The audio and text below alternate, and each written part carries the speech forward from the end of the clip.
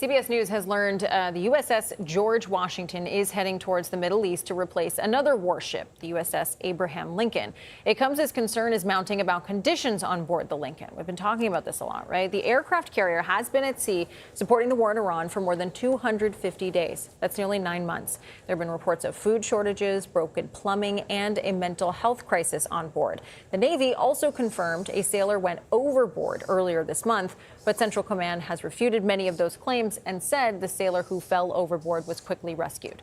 CBS News political reporter Zak Hudak joins us now. So, Zak, what can you tell us about these conditions, the reports of these conditions on the Lincoln, and is the White House acknowledging them?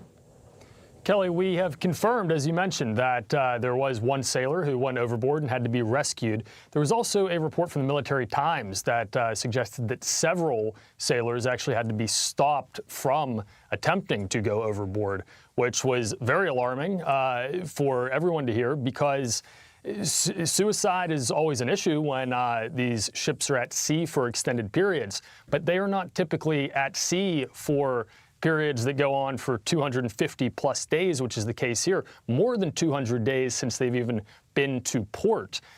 So it really is, even beyond the issues of resources getting thinner and things like that, which we've seen reporting about, and about lack of things like toothpaste and body wash and running out of food. Even beyond that, it's grueling. It is a long period. But we did get some pushback on this yesterday when Pete Hegseth was asked about it. Here's what he had to say. Completely misrepresented. Listen, we make sure that every ship, every crew, every captain has everything we can provide them at every single moment. Some deployments are longer than others, and I have more respect and gratitude for those sailors than anybody. And I think the big thing to take away from that is, even as he's defending the deployment, he acknowledges just how long it's been. And that's what our Pentagon team has repeatedly heard as they've talked to family members of these sailors, that it is just getting to a point that it is so long and grueling that it's difficult for all of them out there. Yeah, and I'm reading that the USS Ford was deployed for 326 days before it returned home in May. That's breaking a record for the longest carrier deployment since the Vietnam War. So certainly these carriers are spending more time at sea. What has been the response from Democrats? What do they want to happen?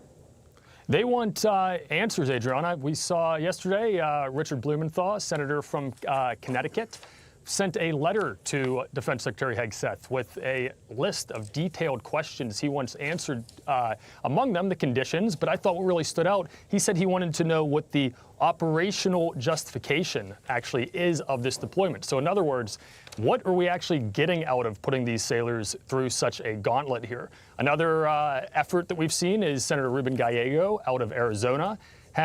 He's pretty well known for going on co-delegation trips with members of the other party to review things happening elsewhere in the world. He suggested one of those where he and some other Democrats and Republicans would actually travel on to the ship to look around and talk to sailors about what they've been experiencing. I do think with, as you mentioned, this swap that's going to be happening between the ships might make some of those things not come to fruition. But nonetheless, there is enough momentum here that I think these Democrats are going to continue to talk about this for the remaining weeks that this ship is deployed.